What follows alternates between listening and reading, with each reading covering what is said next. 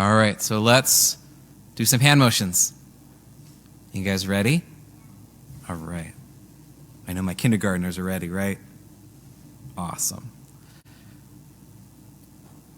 This people honors me with their lips, but their hearts are far from me. Nice. You guys want to try it again? Okay. This people honors me with their lips, but their hearts are far from me. I'm going to try it one more time, but I'm not going to say anything. I'm just going to do the hand motions, and you guys have to say it. Are you ready? Okay. This.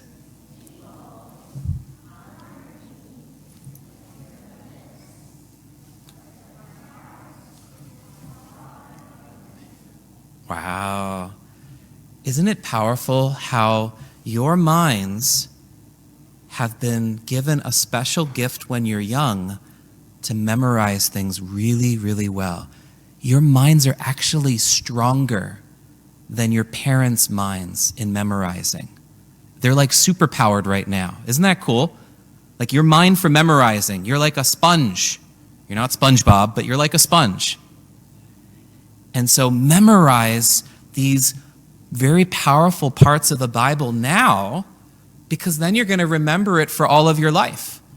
My mom, when I was younger, she had me sit down and memorize parts of the Bible. And even now, they're in my head.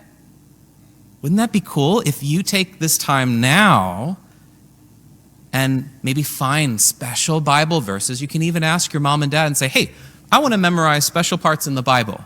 And maybe they can work with you. But if you learn those now, you're going to know them for the rest of your life. Isn't that cool? So don't wait until you're older, because then it's harder. So parents here, adults here, isn't it harder to memorize things now? So learn it now while you're young. Okay, so let's talk about this.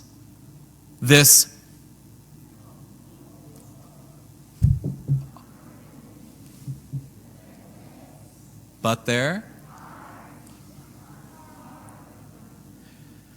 So this is a part from the book of the prophet Isaiah that Jesus is talking about. And he's talking to the Pharisees who are disconnected, which means there are certain parts of them that are not connected together. Think about this. Have you ever seen, I used to watch a TV show, and it might even be on right now, but when I was in middle school, there was a TV show called The Power Rangers. Okay, some of you guys know about the Power Rangers. Okay, remember how there's all these different colors of those Power Rangers? Okay, yep. I always loved the Green Ranger and the White Ranger.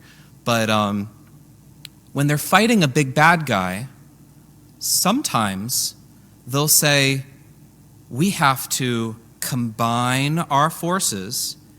And remember how they make that big, giant, sort of like super Power Ranger out of each one of them working together, joining together? When they're all connected, then they become very, very powerful. But I remember one time there was one of them missing, and so they couldn't really connect together, and so they weren't as strong and they got defeated. So think about what makes us us. So we, first of all, have bodies, right? We have minds. We have a heart. And our soul connects it all together. Our soul is like the glue, holding us all together. So when it says here, this people honors me with their lips, what part is that? What do you think? What are your lips a part of? Are they a part of your mind? Are they a part of your heart? Well, it does say your hearts are far from me, so that's something else. What part? What's my hand part of? my body. So my lips are part of my body. So if I'm just talking and my mind's not connected there, then it's going to sound like this. Wah, wah, wah, wah, wah, wah. Have you ever kind of been like that before, where you're just kind of talking and then you realize, wait, my mind's not even connected to what's going on here. I don't even know what I'm talking about. Has anyone ever done that before? I do that a lot sometimes. Maybe you've heard someone and you're like, I don't think their mind is connected to their lips right now. So that's being disconnected. What about if we're talking and maybe our mind is connected there, but what if our heart isn't connected? Then we kind of are just talking, but there's no heart behind it. It's kind of like this. If you were to tell me, tomorrow we're going to go to Disney World. Okay? Big giant field trip. I wish. But imagine if my heart wasn't really connected and I would just go like this, because there wouldn't be any emotion, there wouldn't be any heart to it. I'd just be like, oh, that's fine, great. Like, you'd say there's something wrong there, right? Versus, wow, that's so wonderful, I'm so excited. Do you see how my heart got connected to my body, my lips? So when we are not being the best version of ourselves, we become disconnected. And sin actually does that. When sin comes into our life, it breaks us apart. And that's what's happening to the Pharisees today. The Pharisees were talking.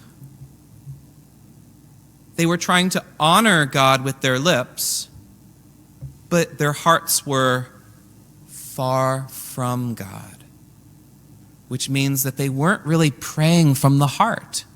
They were talking. And maybe sometimes we do this with our prayer. Maybe sometimes when we're here, even at Mass, maybe our heart is somewhere else.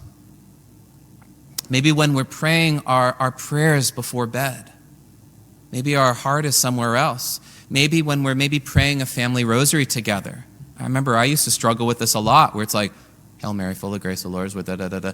And I'm not even like from the heart saying, Hail Mary, full of grace, the Lord is with thee. Do you see how there's a difference there? And Jesus is saying, you're talking to me, but you're not loving me. It's kind of like if your mom or dad are saying, honey, I need you to help do some of the dishes. And maybe you say yes, but your heart's not really in it. You're not really loving them through that, versus saying, okay, I might not want to do this right now, but I'm going to love you by connecting my heart to my yes, and connecting my heart to the rest of my body, in my hands, in my feet, so that everything's working together, so that we can be like that Power Ranger super guy who, when he's all connected, is able to do great things. When we allow the Holy Spirit to connect our mind, our body, our heart, and our soul, then we're truly living holiness. And that's actually what Solomon is doing in that first reading. He's praying, Lord, and he's praying from the heart.